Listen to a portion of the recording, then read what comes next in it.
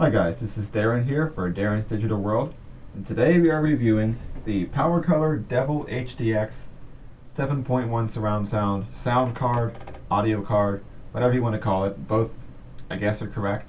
Looking at the packaging, there are several things I noticed upon opening the box. They did use proper packaging. It looks like it will withstand a small drop.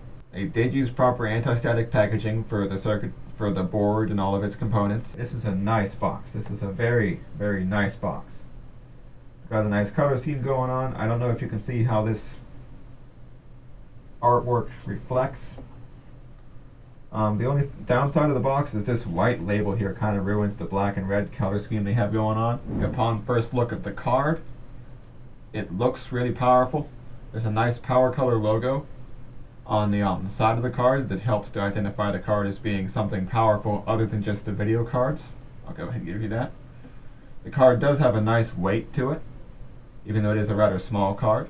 It does have an EMI shield on it, so it's not going to pick up interference from other components of the computer. It does have a nice artwork on the EMI shield. It does have a daughter card, or a daughter board, or whatever you want to call it.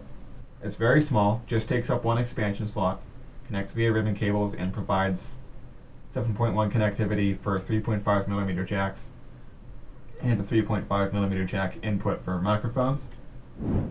It does connect via ribbon cables, which are kind of a light gray. I'm not a fan of the light gray. I'm not a fan of the fact that they're ribbon cables. I would have liked to see them be round cables. I would have liked to see them be a little longer so that you could separate them by more than one expansion slot between them, or so that they could route around a video card that would be between them or something, because that's not going to work with this setup. Okay, so moving on to specifications. The main board has a jumper that you can set to either connect to the daughter board or to your front panel. It connects to the motherboard via PCI Express ×1. I'm not sure whether that's second or third generation, but seeing how new this card is, it's probably third generation. It does require a Molex power connection, which I see that as being really good since it's not drawing power away from the motherboard's PCI lanes.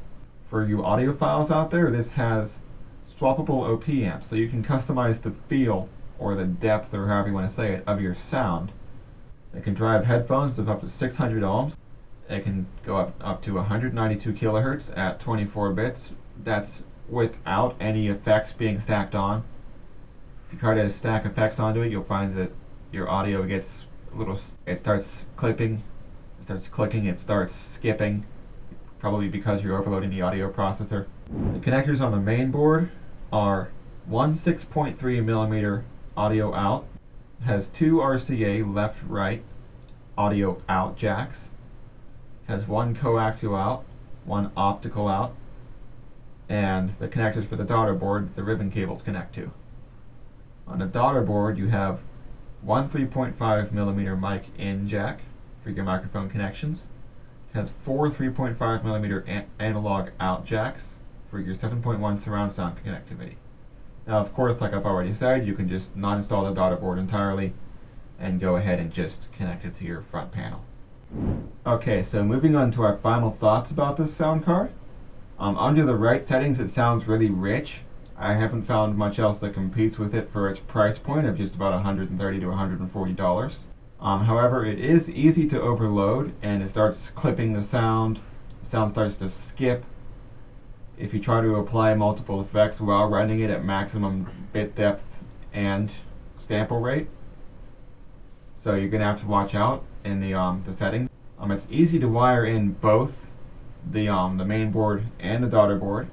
There were no noticeable hiccups in performance as long as you have it set right. One of the major cons about this card, though, would be the fact that the Windows 10 drivers are not included on the disk.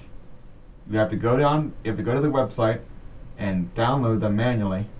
And the only ones I was able to find, I was able to connect to, were coming from a server in Taiwan, which, since I live in PA in the United States, it took a literal eternity to download. The Windows 10 drivers, last time I checked, are still in the beta version. I would say the ribbon cables look rather cheap. The daughter card kind of feels like an afterthought, to be honest. It looks and feels like, we got this great card, we got to make it look great. Oh, here's your extra connectors.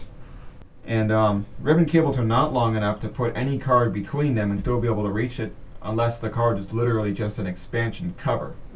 And yeah, that's basically about my take on the card. It's a great card. Some of the hardware, like the ribbon cables, I'm not that fond of. Runs great, sounds great, was easy to install. Comes in rather cheap at $130 to $140. And I give it 8.5 out of 10, so I like it. So if you go ahead and give me that back, I'll put it back. And we'll see you in the next video.